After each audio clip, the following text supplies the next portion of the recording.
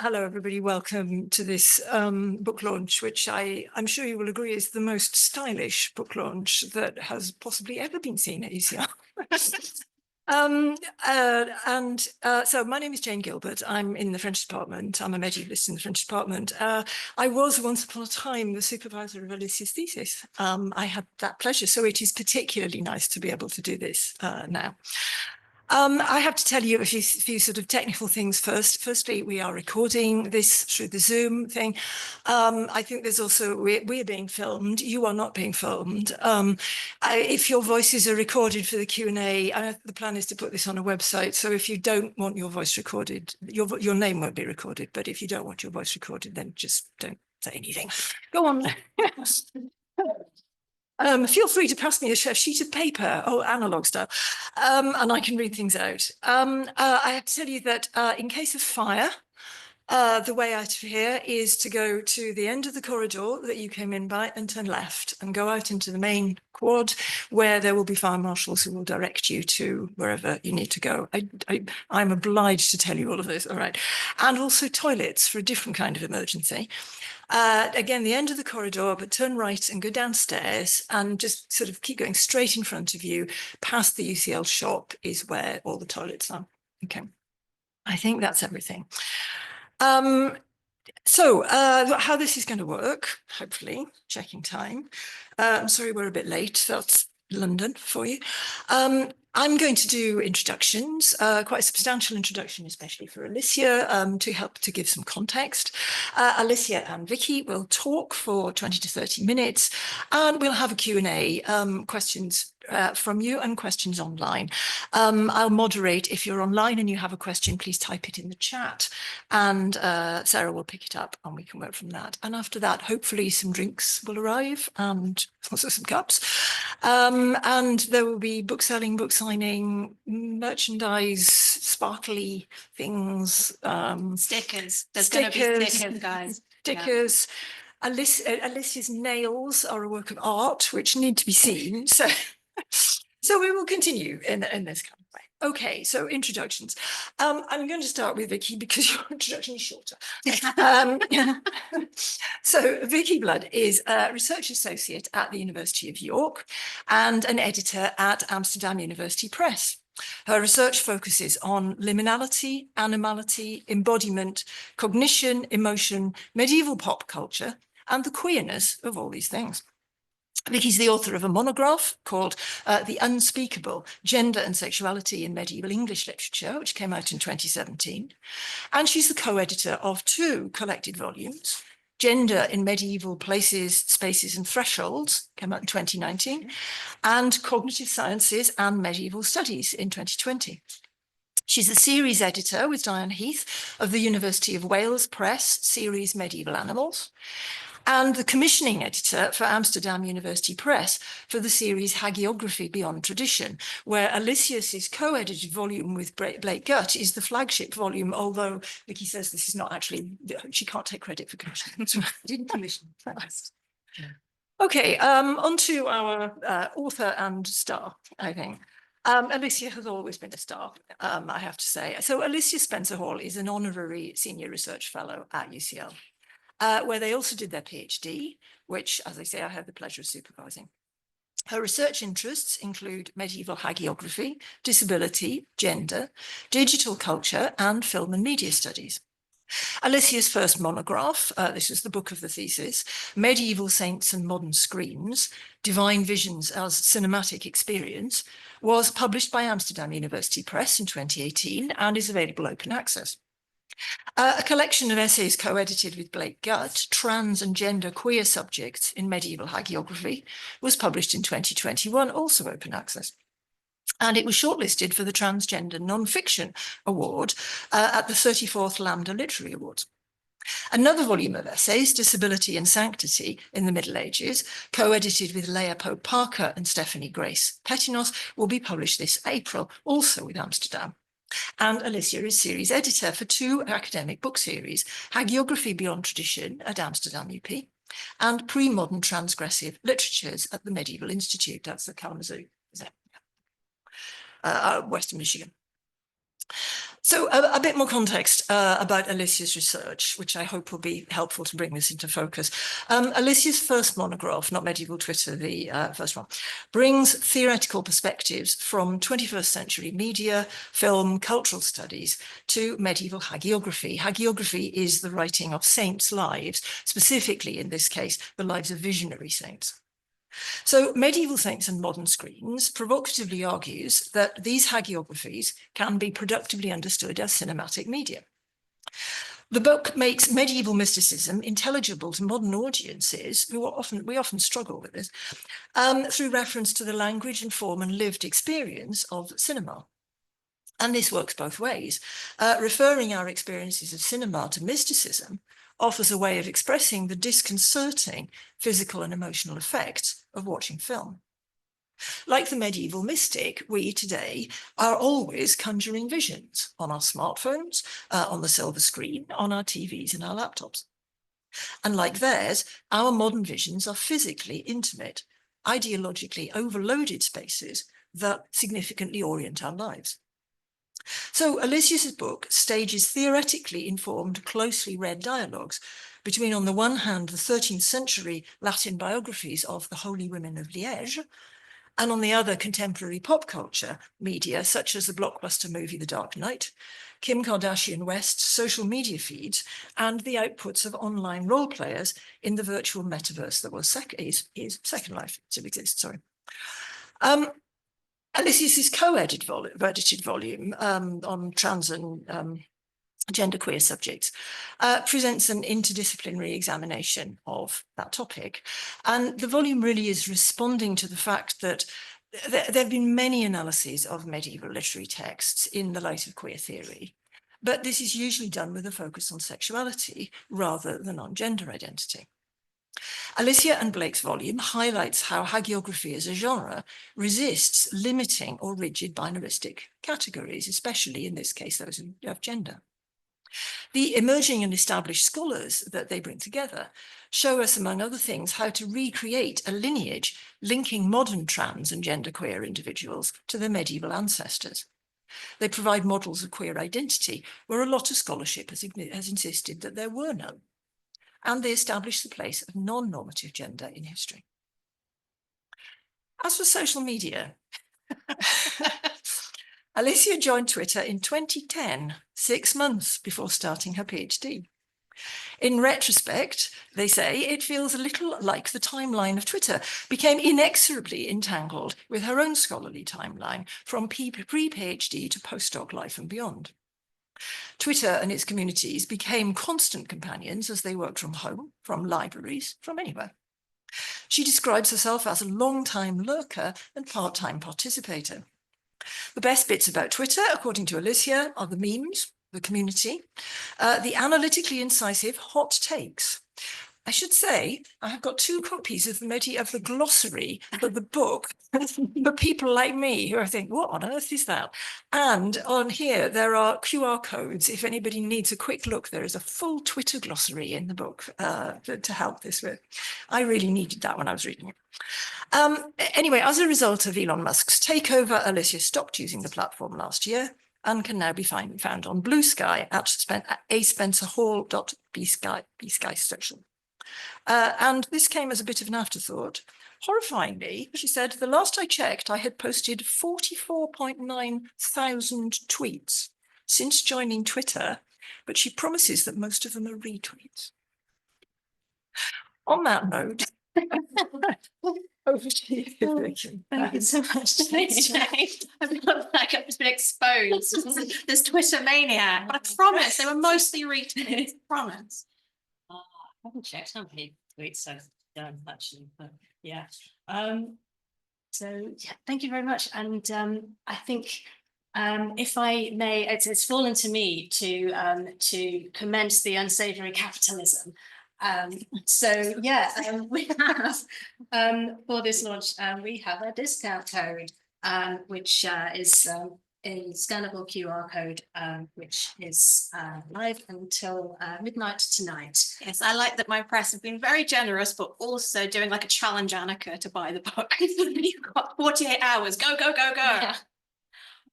So yeah, that will be, I think that's also on the paper printouts at the front, and it will be at the end.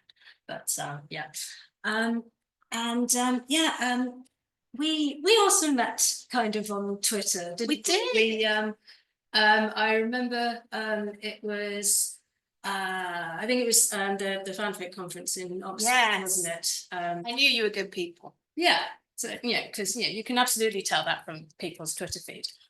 You give good gift. Like, that's what I'm saying. But so yeah, this was a few years back, but yes, this was something that I was kind of reminded of when reading the book, and also sort of talking about the community of medieval Twitter, which we'll get onto again in a sec. But yes, my sort of vivid memory of sort of spying you at the coffee table and being like, I know you from Twitter. Yeah.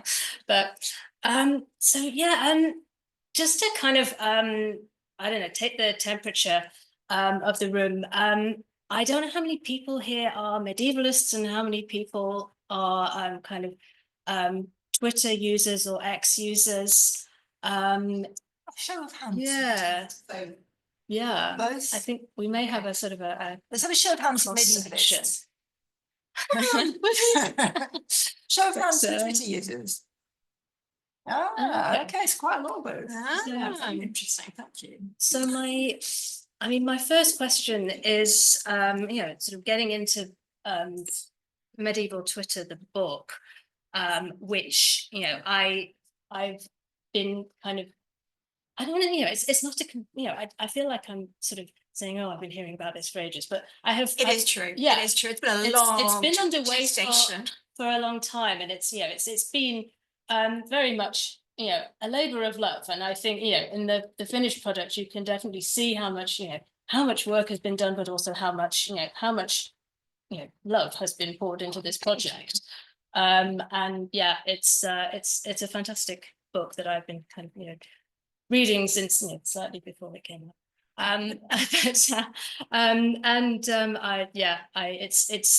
It's a serious book, it's a hilarious book. It's like I kind of find myself highlighting phrases I wish I'd written all the time. It's very annoying. But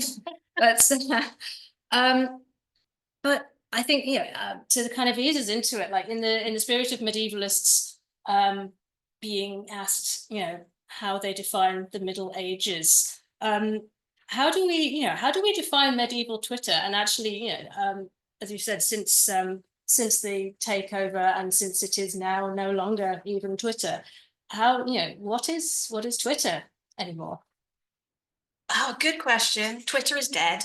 I'm sorry, RIP. And I think we all kind of need to get used to that, even though quite familiar to refuse to refer to Musk's platform as X. I get it, but Twitter isn't here anymore. And hashtag medieval Twitter isn't here anymore either. So in the book, I do have this kind of like affective pull and this critical nostalgia about what it was and what it could have been. But it's very, the king is dead, long live the king. And kind of medieval Twitter can live on in a different place. It's not necessarily dependent on Twitter, but Twitter did shape some of its kind of cultural norms and how we build community. I would just like to shout out Anna from ARC, who told me, do you think we might want to do a glossary? And I was quite naive and thought like, well, no, like everybody's going to know what these like things are. And then Twitter stopped existing. And suddenly you see that the things you take for granted as kind of part of your daily life, or like tech, that's not going to die, is it? Actually, suddenly I do need a glossary to figure out, what precisely do I mean by a profile page, etc., etc. So I may have spent some time dabbling on the internet just for you lovely people. We were going to go in. This is obviously a very real Twitter account that I've not put together from the little monks on the front cover of my book now. So in basic sense, this is a tweet. I think what's important to think about Twitter is it was text first. And that does really shape, I think, why we have a lot of medievalists and scholars on there. And so here, again, the hashtag, that's how you would say you're kind of contributing to medieval Twitter in the most explicit sense. Also important here, these lovely marks have the little blue tick of verification. And that becomes really important when we talk about on medieval Twitter being ourselves, but what is ourself? How can you know with confidence you are who you say you are when you're tweeting? Because, you know, on the internet, nobody knows you're a bird.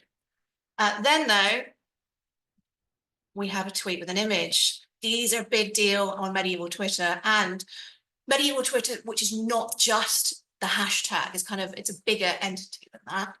And then, oh look, a reply from Dr. Eagle. I wish I was Dr. Eagle online. So I'm just running through kind of really basic things that I'm sure most of you know, mainly to show off, like I said, my online fake tweet generator skills.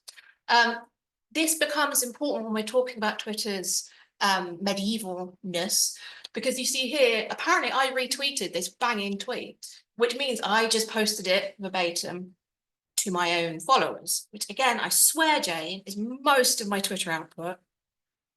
But then look, we could also do a quote tweet, which is kind of like the value added retweet. So I'm citing my source, but then I'm also saying something else. I'm adding a bit of my own razzmatazz to my own audience. And then the subtweet. There's a lot of subtweeting in my book. So this is a subtweet is all about saying something out loud, which not everybody's going to understand what you're saying. It is like the mean girl, bitchy technology. They are delicious. And in the book that I'll go into, I talk about kind of literature itself as a subtweet, history as a subtweet, and the joy of medieval scholarship is in figuring out who's subtweeting who, what your take is, because you actually know the truth. So here, you don't want to know how long I spent on this page. The profile page, this is kind of a basic thing you would see. And again, this is important when we're thinking about kind of textuality online, but also to do with authenticity and identity, because this is, you know, we pray so you don't have to, is your bio. And also the kind of things that is trying to connect you to. Funny enough, I come up on this one because you may also like me and also the Duchess of Burgundy. Remember her? She's coming back. She loves a subtweet. Now, we got to talk about the algorithm. I like it kind of matrix style, the algorithm, because that's kind of the underpinnings that make kind of historiography in a way, like a lived experience on Twitter. So the algorithm is the underlying tech that decides what you see when and what actually goes viral in many ways. We have timelines. Ooh. So the for you timeline versus the following timeline. So following on the right hand side here is going to be like people you follow, their tweets are served to you. That's great. But for you is the algorithmic timeline. It's curated. It's what the algorithm thinks you want to see. It's serving you a certain view of what's happening right now, what you want to see. So it's always this like dialogic view of the present tense. So in the book, I delve into the ways that actually this is historiography. So every time you're logging on and seeing these different kinds of narratives of time, of historicity, that you are doing the historiographical task. Now, if I may, Vicky, do you know this blog post? I do know this blog post. Is it time to talk about the hashtag? Yes, I think it is. So Dorothy Kim wrote this like blindingly good blog post in 2014 that kind of launched the hashtag into a bigger universe. And it's important that in the middle is known as a like intersectional, sexy, pioneering blog where like cool things happen.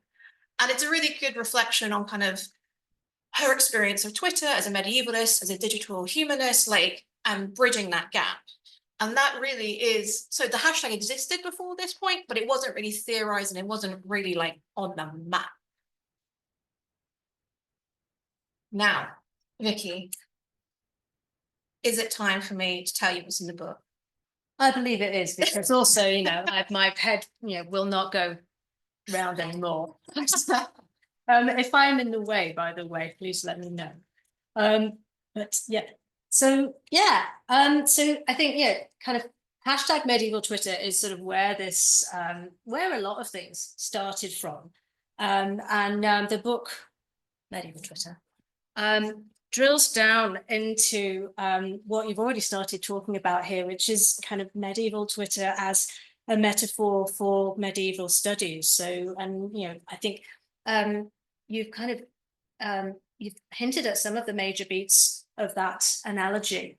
But yeah, I mean, what how did I think you can kind of, it starts off quite in some ways quite niche, and then it expands to really quite large and capacious issues that it takes the discussions in the book in all sorts of interesting directions and looks at unlikely texts. But also it's it's a kind of, it's a study of historiography as well, as you've just been saying. So can you sort of do a sort of like a sort of a whistle stop tour of that expanded analogy? Indeed, I can. It only took me 10 years to write, but I can pack this into, a nice 45 seconds maybe. I think it's actually important to recognize from how I've written the book is that I was a participant lurker of the hashtag. And so that very much informs like why I thought about the project, what angle the project is coming from. It's not coming from kind of an outsider. So I wouldn't say I was like in kind of the central clique of the hashtag. It's almost kind of anthropological in a way, isn't it? Yeah. And part of the phenomenon you're studying. And now, because you can't actually access the Twitter archive if you don't have like huge amounts of money, then the only way to really talk about it and document it is if you were there and have a screenshot. So it's also kind of the practical thing is you needed to be involved to have that on the ground documentary force. I mean, it takes, so I was just really interested, like, guys, why are medievalists all on Twitter? Particularly given the sort of the public reputation. So it's not necessarily accurate, but they're kind of fusty, only interested in old things, whatever. And I would get questions from people, what do you mean you're on Twitter? Like, you're a medievalist, like, go back into an archive, like, what are you doing? And I was just interested in thinking, well, what is it about Twitter that gets medievalists? And can we get kind of social on medieval studies? So it's kind of getting medieval on Twitter and vice versa, and taking from a starting point, my own experiences on there, kind of feeling it out, and then thinking, okay, Dorothy Kim kind of started this framework, but let's push it. Let's see how far we can go.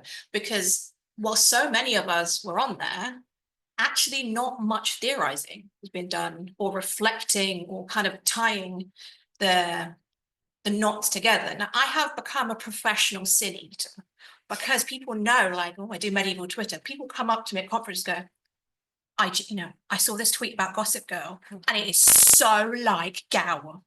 And it's like the thing that they can't say to anyone else. But that's why I wrote a book where we can say those things. So I guess, in a nutshell, this book is about kind of being medieval on Twitter and doing medievalism on Twitter, and Twitter itself being medieval. So it's kind of going all angles where we want to go. So can I give you some examples? Yes, please. Here's some slides I prepared earlier. So one of Dorothy Kim's kind of biggest innovations is saying, guys, you should all come to the party on Twitter because it is a medievalist and medieval medium. It's like a manuscript, and we all are writing in the margins, tweet by tweet. Yep. And so here on the right-hand side here, you have a medieval manuscript with the Glossa Ordinaria. So it's gloss, just, people are adding comments, explanations to the side of a master text. So basically what Dorothy Kim is saying is we are all these glossators in the margins. That's very cool. In the moment of kind of glossing the master text of Twitter, we meet functionally all of these medieval forebears. Look at this beauty. Again, you have a similar one, kind of these massive overarching text on the outside, annotating the core text in the middle. What I find interesting about this is, like we said, that actually it's not just me who mainly retweeted. Like, studies have shown that over 50% of all tweets were actually retweets. And most of the output of like actual kind of original tweets were actually a very small number of power users. So the culture is much less original as the medieval authorship completely used the same way. And it's about kind of value adding, commenting, adding. And I'd like to draw your attention to the margin at the bottom with some excellent snail knight action here. Because that's the other thing that Dorothy Kim was saying, is that the margins are powerful.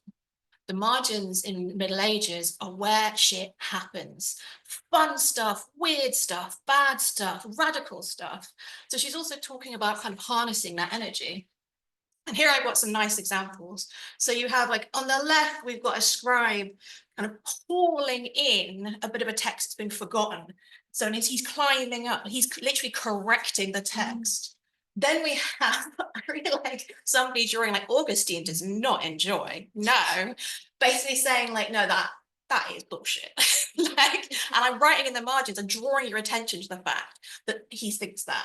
Now on the bottom, somebody's written in the margin, like, yeah, no, that was a terrible translation. This is how I would have translated that. So again, we have already in the medieval margin, radical, playful, funny, but it is some sense of kind of rebellious correction to the status quo, making it better in manifold and queer ways. So if Twitter is a social manuscript, and if we are writing in the margins, what is Twitter's master narrative? The very few people who have written about medieval Twitter say it's the Parliament of Fowls. So it's Geoffrey Chaucer, because it's got a lot of birds in it. It's kind of the most obvious one. I did not know until reading this that the bird icon was called Larry. I didn't know he had anything Yeah. called. Oh yeah, Larry, Yeah. R.I.P. I know. Well, he's And- still on my phone. And what is interesting here is how we can see how moderation policy works basically in the Parliament of Fowls, and that you do need these guardrails on this bird-like space of discourse, and everybody can come on down. I also talk about, again, the other, like, super bird text called The Owl and the Nightingale. It's technically kind of a debate poem, but it's just a slanging match. It's awesome. And it is so Twitter. You know, when you see this toxic discourse, you're just having a go. Well, you find that in this debate, I think it's the 12th century, between an owl and nightingale. So there's something very interesting there to me, again, about these kind of repeating motifs of toxicity, given that Twitter is synonymous for a lot of people with toxic discourse and its ills, and how do you deal with it? Then we must bring you hashtag medieval Twitter. Thank God for the Internet Archive, because this is a section of the medieval Twitter feed from just before the first Trump presidency. And I wanted to show you here, again, what we are doing. Can you see I'm using the present tense because we are doing it still, even though it's the past. When you're a medievalist on the hashtag medieval Twitter, it's this really interesting mix. So you have somebody talking about their students and what they've taught them. You've somebody asking for kind of research support. You've got somebody saying, you know, as usual, somebody saying Trump said something's medieval. But no, medieval is not like that. You have at the top somebody saying, you know, offering commemorating a past former colleague. So it's this real mishmash of kind of personal, professional, research, a bit kind of pointed political, but also sometimes a bit disposable.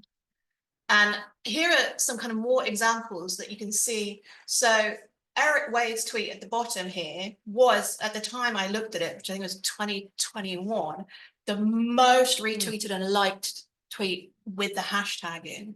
And it's very much that interesting kind of, I have cited you something, I'm giving you some interesting information, but also I'm being a bit snarky, yet in a scholarly way. And the fact that that kind of penetrated the usual bounds is, again, interesting about this kind of correcting the narrative, showing also that scholars are people too. And like, sometimes you find some really weird stuff in what we're reading and it's fun to share it. This brings us, friends, to Marjorie. Oh, yes. So with that last slide, I wanted to kind of draw attention to the fact that medieval Twitter as a community in many ways is all about breaking down that distinction between personal and professional. You bring kind of your whole self to it. That's that's social, right? Like, Yeah.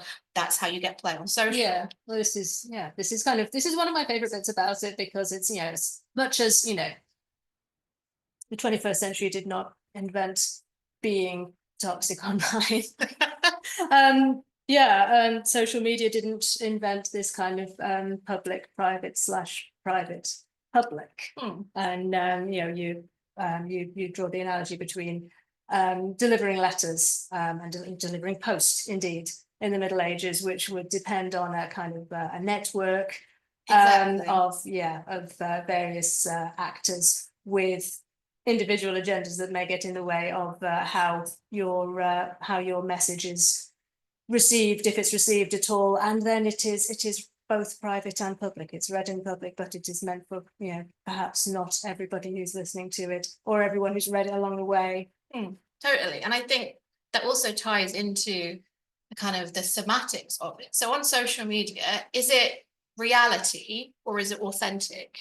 Because there is a difference there that medieval hagiography, so saints' lives, really ties into. So is a saint's life like really step by concretely what happened, or is it an authentic tale of their holiness? Is it maybe a curated version of events to show them in a certain light? So I like to think of social media as auto-hagiography.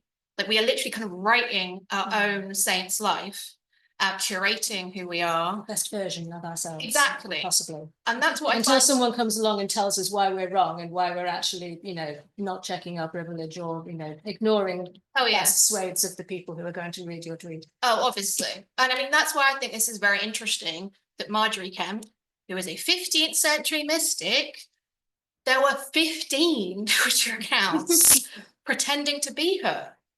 Like, why? And also, how cool is that? When I found this, I was just like this, oh my God, yes, hook it to my veins.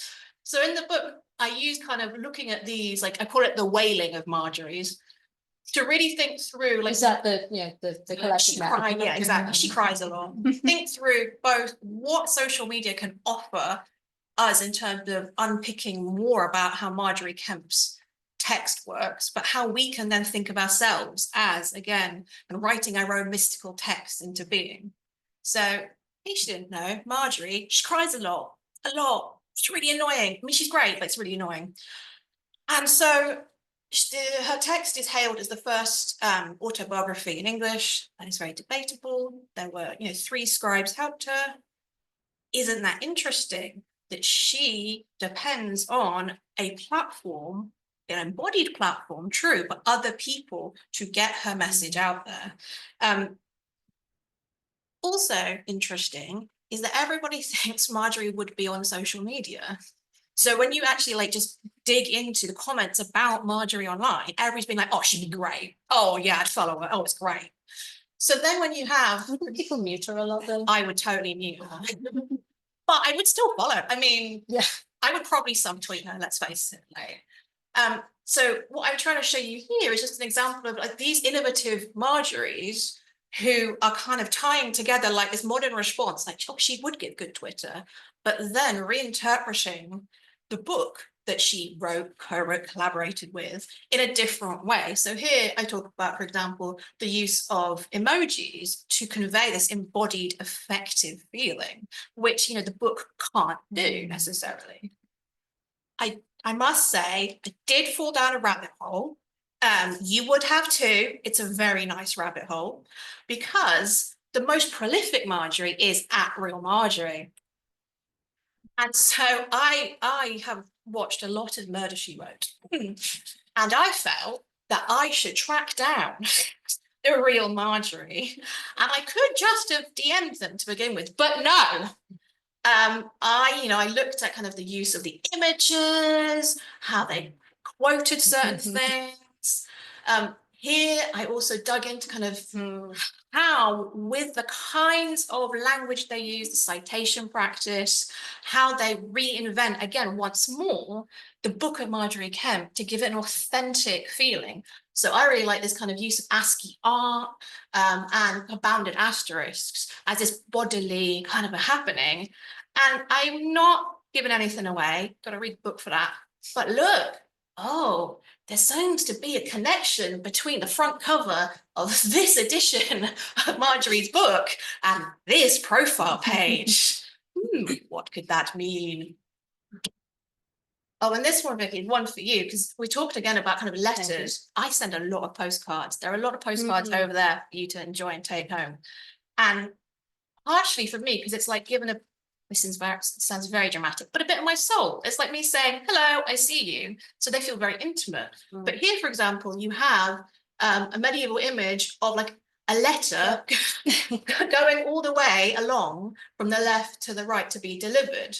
I think gets to the heart of, Vicky, what you're saying about, you know, the medieval letter depends on this chain, much like we depend on, you know, the people behind the apps, the platform itself, the private company.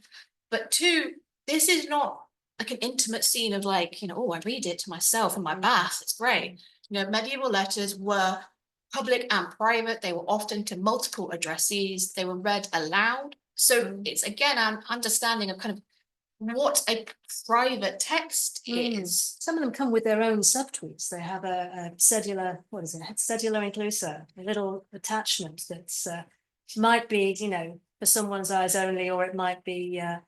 As a friend was telling me about this, you know, absolutely sort of scandalous letter. I can't remember who. You know, I'm very bad at remembering the specifics of these, you know, these great stories that Daniel tells me. But yeah, it was this sort of absolute kind of, you know, tale of debauchery, but it had a missing cedula, and which was probably, you know, the real message, and the, you know, the whole kind of tale of you know, miscreant behavior was some kind, you know, a sort of smokescreen for whatever was, you know, the real message. Oh, totally. And that they are subtweets, right? I mean, I don't know what exactly it means necessarily in this medieval letter, but I'm reading it and going, oh, wait, if I can like cross-reference that in the archive and find that, I can decipher what that means.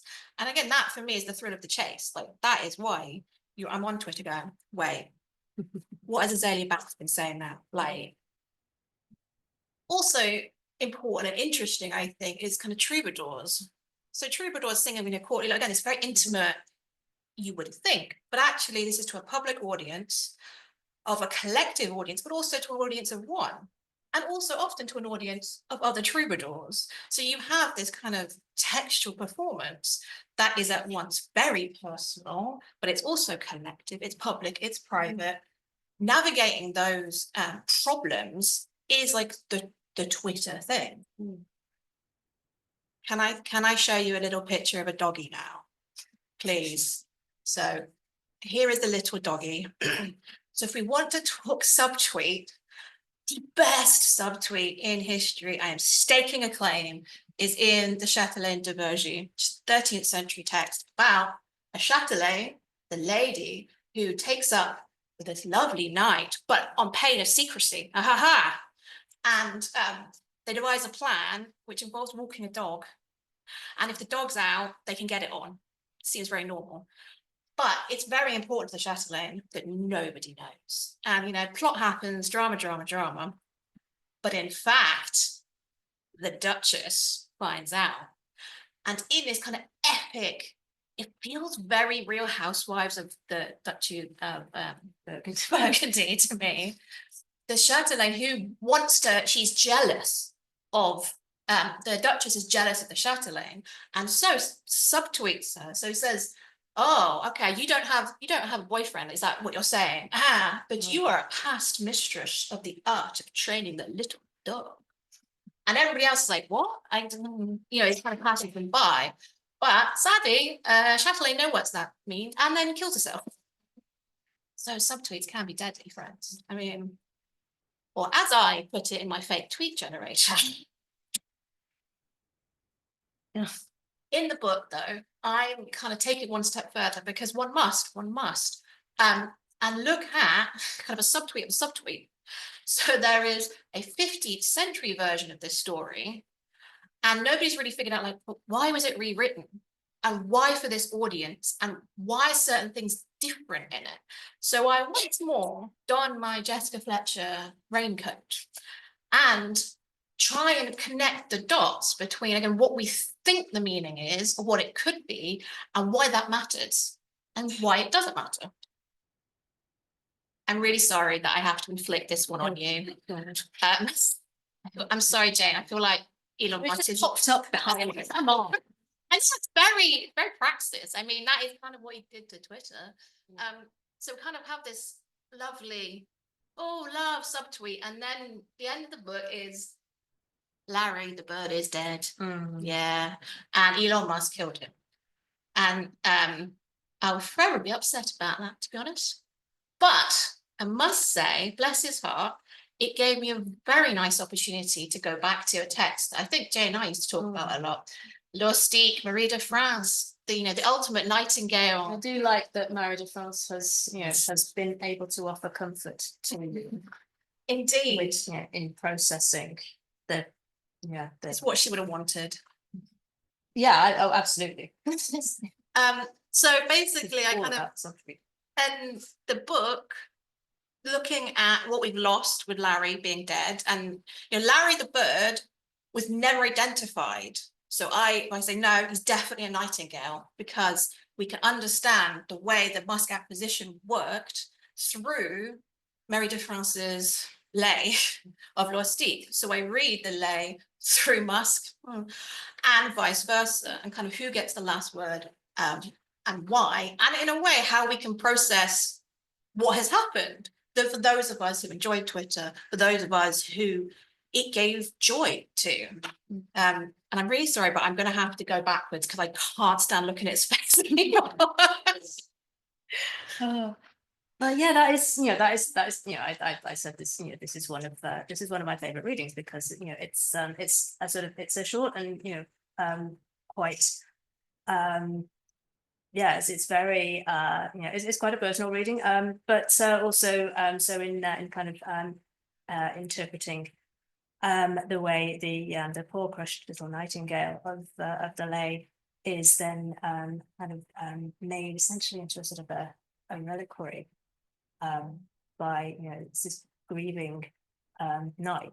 It's it and I was thinking, oh yes, this is we've all kind of tried to hang on to a little bit. So and you actually gave the example that is on my phone at the moment, which I don't use Twitter, but I also kept the bird logo as the app container on there, because it's just it's slightly less galling to look at, but yeah, it's kind of, and especially sort of going back to how long this book was in development, and how much was changing. I mean, it's writing about social media is difficult anyway, because it moves so fast, and that's the nature of it.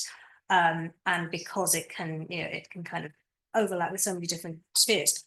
But also, in the latter stages of you writing about this, Twitter, in fact, ceased to be. It is it's an ex-parrot. So I guess I sort of feel like this book is almost like a lovely reliquary for medieval Twitter, as was. But I think that's true. I think also it's in a strange way, it's a memorial to who I was and who the discipline was when the heyday of the hashtag. yeah, Because you can't help but kind of meet yourself going back and thinking, oh yeah, no, I remember that, or that meme. It is Twitter and social media is that teleportation device through different timelines of your own, and who you were and who now you are. You confront that. I mean, I did get some advice, which as I was saying, I'm a medievalist. It was a research seminar. I said, bring your questions. I just don't know where to stop. It keeps going and whatever. And they're just like, oh yeah, just pick a day and stop. I was like, oh, no, that seems no. But hopefully, I mean, the Musk takeover. Yes, and I do think that, very selfishly, it helped me, one, draw a line onto the project, frankly, and just say enough now, and two, be able to start to see what Twitter was, both to me and in terms of my analysis. So I think that kind of always on, you're always in the churn. It is quite hard to stop. And you always think, oh, but there's going to be a tweet about that, or I've missed that, or oh God, you know, what's going to be the next biggest tweet on the hashtag that I should cite? I would say I detached a little bit from that concern when I kind of managed to own the fact that this was going to be a very personal account, and that's okay. And in fact, that's quite important. And I think, as I argue in the introduction, that any kind of antiseptic objective viewpoint on particularly the hashtag, but on Twitter, is necessarily flawed. It was being on there very personal at times. Like it sometimes it really hurt. Sometimes it was really fun, you know. And so the only way that I could write about it was to acknowledge that, you know, this is my viewpoint and this is where I was and how I engaged. And frankly, the reason the book exists, like all of our scholarship, is because of who I am and my intersections of identity, but also, you know, like I enjoy Murder, She Wrote, you know, that all matters into how I make the connections I do and why. And I feel like owning that in our work can only be a positive thing.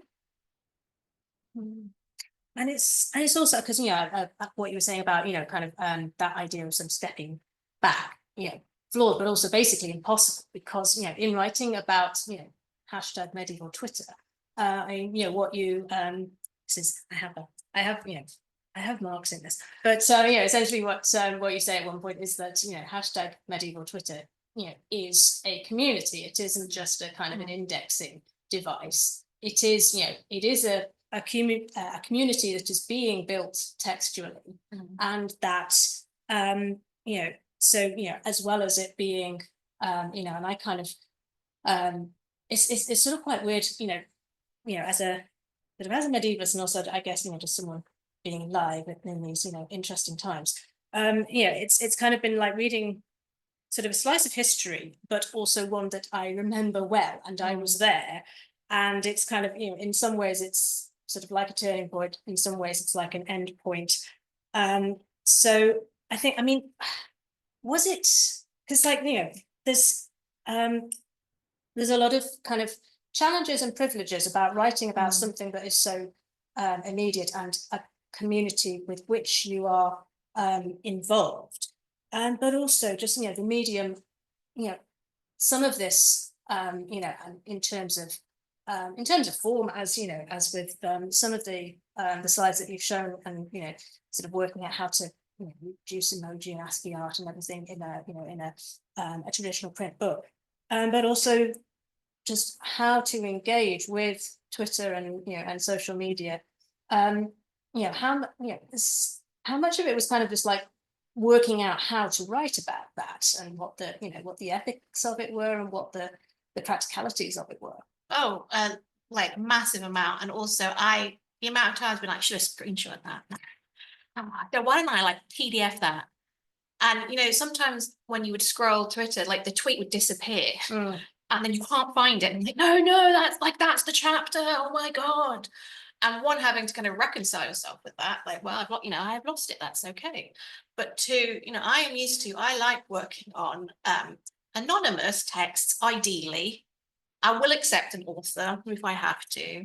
I like the details being a bit murky. I like meeting the text where it is and kind of having an engagement with that. And so then having all of these, like, these are real people, right? Even, you know, a note like a brand account has a real person behind it. Because you quote quite a lot of, you know, both sort of pseudonym Twitter users and, you know, real people. Yeah. And I'm thinking, you know, it's one thing to cite somebody, you know, in an academic journal, but what are my ethics when I'm citing on Twitter? And yes, they posted this to the public internet. So at one level, it's kind of a publication. I mean, Chicago Manual Style will tell you how to cite it. But the ethics feel differently. And also, frankly, the people who pay attention to what marginalized people say on Twitter can be a massive vector of harassment. And so I very much didn't want to open people up to, I mean, who's anybody in the alt-right would like to read my book, please don't.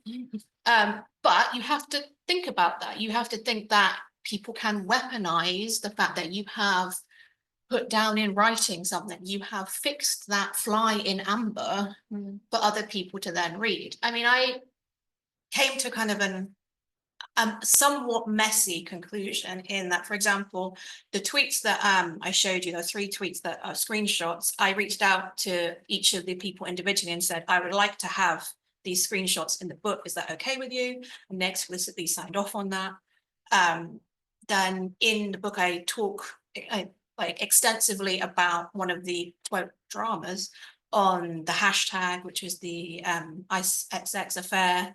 And so I spoke in depth with Mary Rembrandt Olm, who had suffered huge amounts of harassment in that kind of moment. Not just on Twitter. No, I mean, and so I wanted to make sure that, one, because my account obviously was only very partial, kind of on a periphery, but also I wasn't writing anything that would put her potentially in way of further harm, literal or just online, which is still harm. But for other people, you know, I do cite them because it's the public internet. I was very careful that, like, if I can see it, but the account is locked, then it's not on the public internet, really, is it?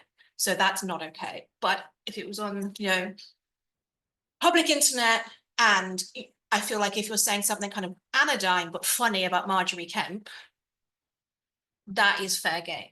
But I still think about that. I still wrestle with that, and I still think people who are cited might feel differently about the choices I've made. You know, I cite somebody with a username on Metafilter, which is kind of a popular text-based forum. It is on the public internet. It's very relevant to the book, but I think they probably weren't expecting to end up in a medievalist book when writing that. I think it's something anyone who works with and on social has to think about. I would really love to carry on with this, but I think given that it's 7 o'clock, I think maybe we should move on to the Q&A. Oh, I mean, please do.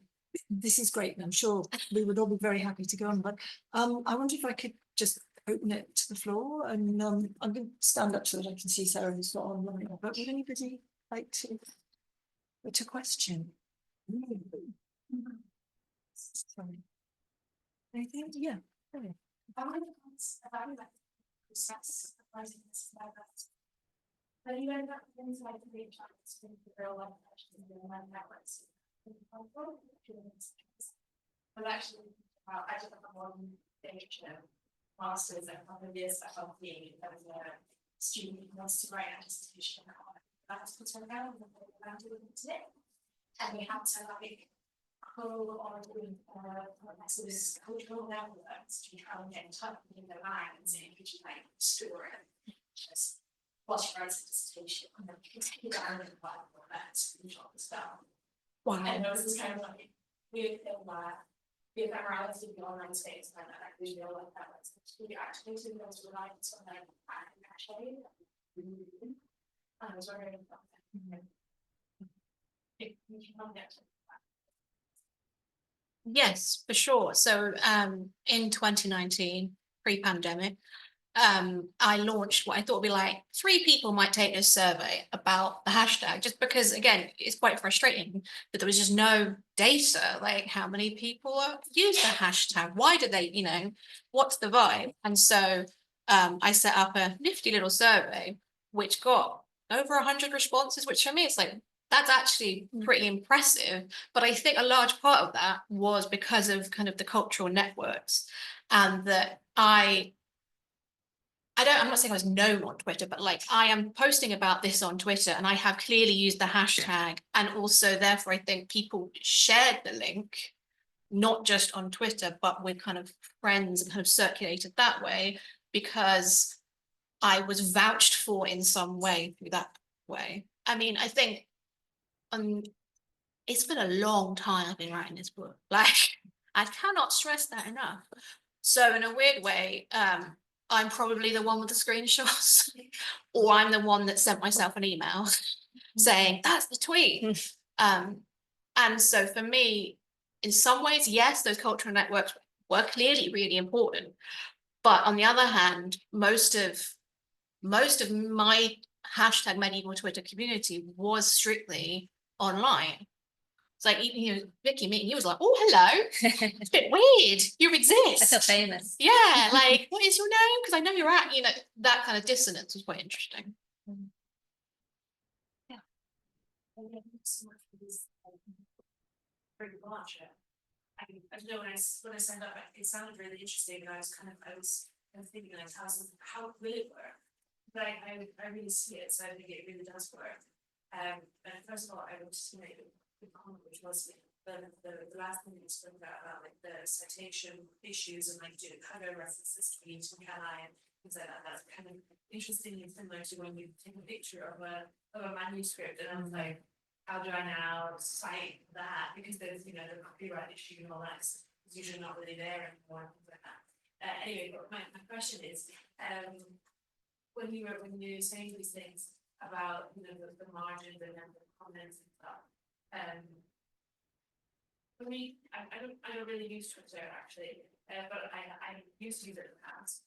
And for me, it's a very visual experience, right? And we said at the start of the text is really important. You know, memes and videos obviously now have a big role as well, but the text is really, really important.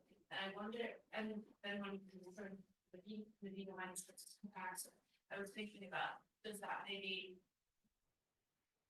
trigger us or eventually rethink the way we think about medieval literacy, or how medieval people maybe read? Because I think there was this like emphasis on performance and oral culture, but then I feel like it doesn't really work if people didn't actually get looked at these pages and read them again, made a comment. I don't know, maybe something about that. I think the manuscript is itself a performative space of the kind of the annotation of building it out. And also that's why I really love the kind of the Augustine with the spear.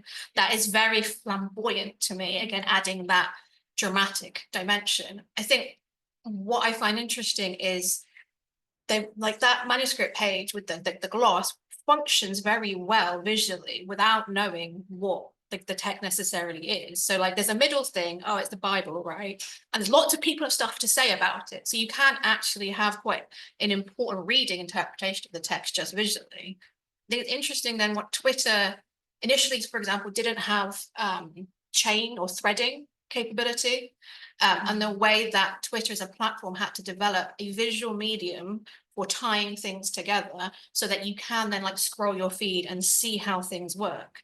And that a lot of the innovations on Twitter in terms, I mean, I think the first like threading were Black women who were using the medium and going, this is what we need, this is how we're going to do it. The other thing is that initially retweets, again, if you're like a geriatric Twitterer like me, like you had to put like RT at the beginning and then paste it again. Whereas now again, it became much more visual again and much more just with the arrow, dynamic, performative. We're having there's a kind of visual and kinetic interplay. And I think there's a lot of that actually within manuscripts. The other thing that you're saying, like taking photos of the manuscripts and how to cite it, I talk about this in the introduction, is that there were times where I was like, it is easier for me to find an 11th century random thing than this one tweet on the internet. And actually, I think is it Bridget Wilty says about, if you take like photo of a manuscript, but you don't have any like metadata on it, it's just a pile of like material, like it is not anything. It may as well not exist. And actually it's that Twitter, the tweet, like if you don't know who posted it, you don't have a screenshot or whatever, it ceases to exist. It's just in this kind of amorphous space that somebody has access to in theory, but you can't necessarily get it. So I think that the political dynamics of archive and like your data in the archive are actually also really important and very medieval about manuscripts and access and binding stuff. It's like discoverability. Like the 21st century specialists in, you know, historians to come, you know, if there are any, are gonna, yeah, they're gonna be like sort of going through people's tweet archives and people's Instagram feeds and, you know, sort of piecing together a picture of, you know, what they were doing and what their affiliations were and what their. But I mean, this is really important and horrifyingly relevant. So when Trump like actually got suspended from Twitter, the good old days, you could no longer view his tweets, but he was conducting presidential business by tweet. So, like, I think it was just like a man who could code had a web page where he could query the Twitter API and have an archive of Trump's tweets. But then, with the takeover by Musk, etc., that no longer works either. So if you want to actually understand the kind of crucial things to do with, you know, the rise of MAGA, Net record of, Yeah. you know, the presidency. you can't get it. Because this state of things, it's also standardly called a digital dark age because of the loss of material. I'll come to you, but I think there was one online and I don't want to shut out people. So Anne Henderson, Art Humanities originally commissioned this as a little past imperfect, but it expanded and Art created our new impact series, mid-length mini-graph series, scholars who want to rise about ancient topics accessibly. Can you reflect on how you think the longer format helped the project with poets forward? Hi, Anna. Thanks for waiting for the book. Anna and Ark have been really great in getting the project. So shout out to that, because not all publishers would go with me on this journey and listen to me when I say, no, we are going to have the phrase unabashed douchebaggery. No, that is in the book. I think in a way, it's longer because I have more ideas, don't we? Always. But I think in a way, having a longer piece is a form of praxis in showing that actually this matters. Thinking about working with modern stuff, social, and the medieval is important. It's exciting and it's incisive.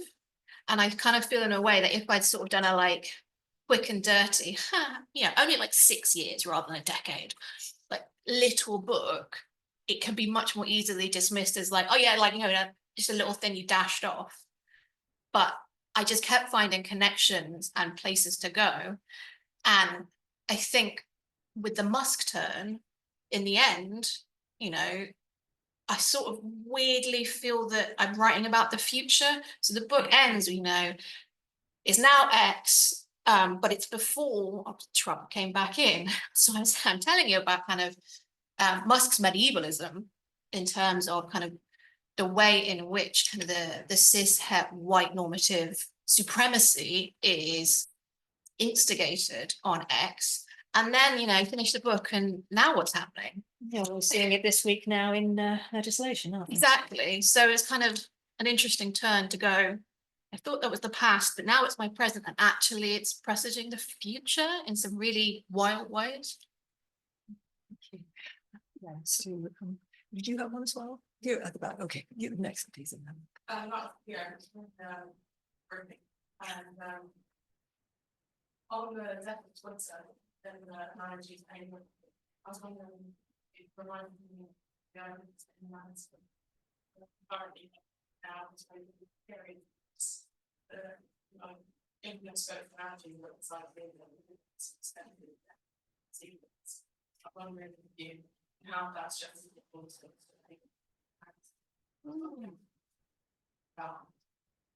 close there with the expect that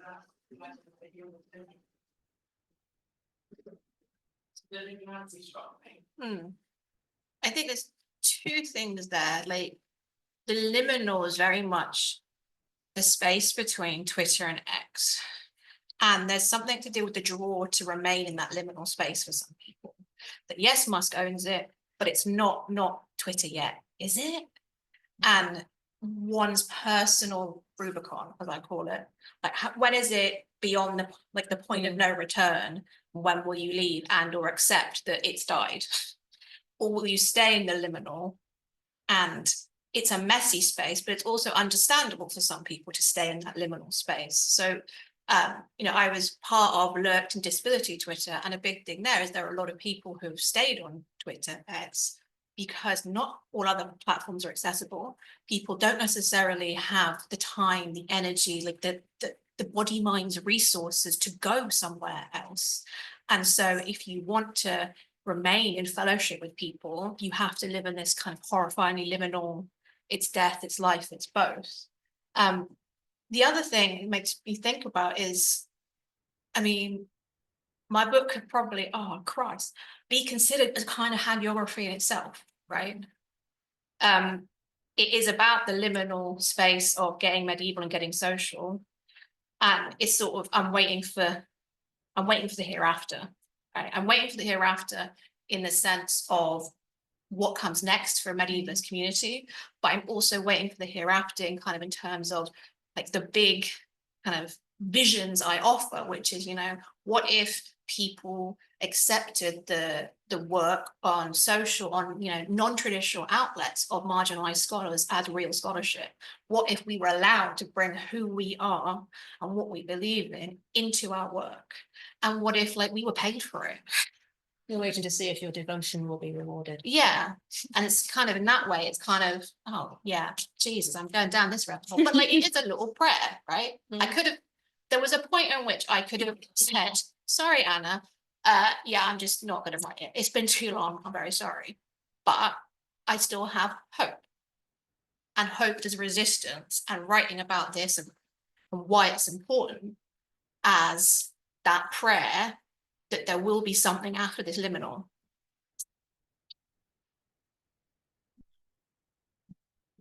Thank you so much. I mean, this has spoken to me in so many ways, and being a librarian, I've loved all of your images of citations, proper citations, and it's really my favourite library. Librarians are so important. Very important.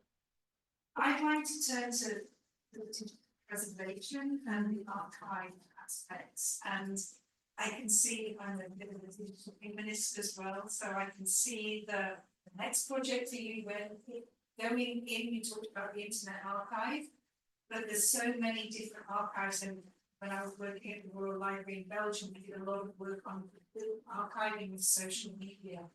So I just wondered, could you consider the next project where you could do a kind of digital archaeology of the medieval to hashtag and see, you'd have to find the scope, see how you could retrieve that from various archives and sort of create this corpus. I just imagined all this, and I just wondered what you thought about how your next project could maybe look at digital archaeology. I mean, I would love that. So yes, sign me up. I think the problem is fragmentation and interoperability and discoverability. And there is a lot of piecemeal savings of archives. You know, people download their own Twitter archive. You know, I have mine.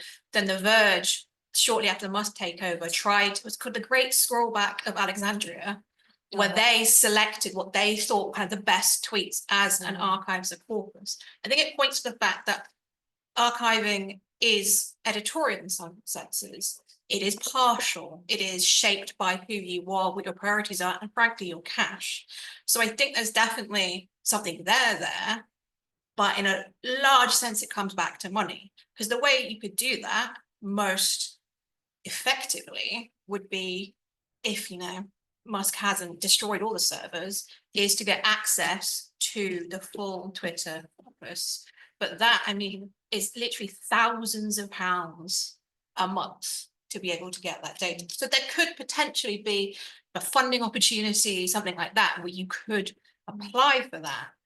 I think you could then also, again, I'm thinking like, when I'm 80, I'll also add this other bit onto the project, but you could compare then, you know, if you have the master archive, what other libraries people decided to keep? What then is, what's the correlation? Because that also shows a lot about what your interests are. So, you know, anything about Marjorie Kemp, always send it to my email. You know, a nice deep cut meme. You know, the things that I'm archiving are not the same things as somebody else is archiving. And what that says about us and why I think is very interesting about not just kind of being a medievalist or being on social media, but us as people and knowledge and how it's left. I mean, this is really important right now, given the Trump presidency, which is literally seeing things deleted off the internet. You know, there is a push for having your own archive. Maybe there could be something there in this as well. Another connection with that, Yanis Varoufakis' discussions of techno-feudalism, which is what he says has taken over from capitalism, in which we are all technophobes. So, you know, these medieval terms keep coming back. It's very interesting. Sorry. I just wondered if you thought that, Karen might turn into one. Yes, I am on Blue Sky. I enjoy Blue Sky. Part of the reason I enjoy Blue Sky is it, for me, had the lowest barrier to entry in terms of usability. I appreciate that it has alt text built into it from very early. That is much better for screen reading technology. But the culture is different. It just is different. And, you know, there's a push now, you've got hashtag medieval sky. If you see, I'm not saying ski, I'm just not, it's a post on Blue Sky that has hashtag medieval Twitter. It's probably about my book. Because it's hashtag medieval sky or hashtag sky historians. There's definitely an attempt to, you know, build that groundswell again. But I also think we are in a different world. Medievalism as a kind of field is in a different place. And also, frankly, the university, such as it is, you know, scholarship is in a different place. I had to revisit sometimes some of the kind of painful bits of going back to this, which is like, I was actually really much more hopeful in certain ways, or I was naive about, you know, we could all get permanent jobs, you know, we might get paid sometime, you know, things wouldn't get better in that way, right? Like, I could also take my time on doing this Twitter thing because Twitter would like always be around, right? And it's hard to see then how kind of Blue Sky or the medieval sky is going to develop. I hope that we do build somewhere some kind of community reservoir, but I think, you know, Tories forever in government, you know, Trump, a pandemic, it has changed culturally certain ways of interacting. And frankly, we have lost a lot of scholars because of the like systemic marginalization in the academy, the fact that it is ever more pay to play. People aren't getting jobs, people aren't getting funding, everything's being cut. You know, how many you've seen about Cardiff University losing 400, you know, these are people, you know, these are real people who are no longer able to be with us in that space. So part of the job of imagining some space, but it's true, but not in that, I mean, the same way. And in my survey of the hashtag, it showed that there's a lot of credentialism still, even on this beautiful space. And people felt, some people felt that if they weren't kind of actively researching, then they didn't belong there. And actually it was quite a hostile space. So maybe the hope for Medieval Sky is addressing those problems and is addressing, frankly, the just horrifying shedding of some of the most pioneering, cruelest thinkers and what we can do to change the field, to bring them back or support them or make it just a better place to be. Yes, Cardiff is going to have a school of global communication, but no languages. Except English and Welsh, apparently. What are they communicating in? But it'll be global. Anyway, I think on that call to action, do you think we've got time for one more very quickly, just on an online privilege? Go on very quickly. Yeah, but quick. I was really struck by what you said about having your own archive, is because you talk a little about ownership. I'm struck that this usually happens on a manuscript page, someone commissioned, which was also a private. Okay, 2-minute version. I'm so great at that, Jane. Okay. Yeah, the problem with having your own archive is it's still pay to play to some extent. It also requires know-how. It, you know, downloading my Twitter archive is gigabytes of data. If you only have a smartphone, what are you doing with that? So I think we still need to think about access and equity in these terms, including creating your own archive. And that ties us back into like, who owns medieval manuscripts today? Because the amount of times I cannot reproduce an image, which is like, well, okay, wait, that's a 12th century manuscript that you took a photo of in 1997. I am not making bank out of this, guys. It talk again, what is your personal archive? What is a corporate and professional and scholarly archive? Is all in these terms. Very good. Well done. On that note, and I am going to finish with the call to arms, I think we thank our speakers and then we will proceed at that end where there are things to drink and hopefully some crisps. Bloody love crisps.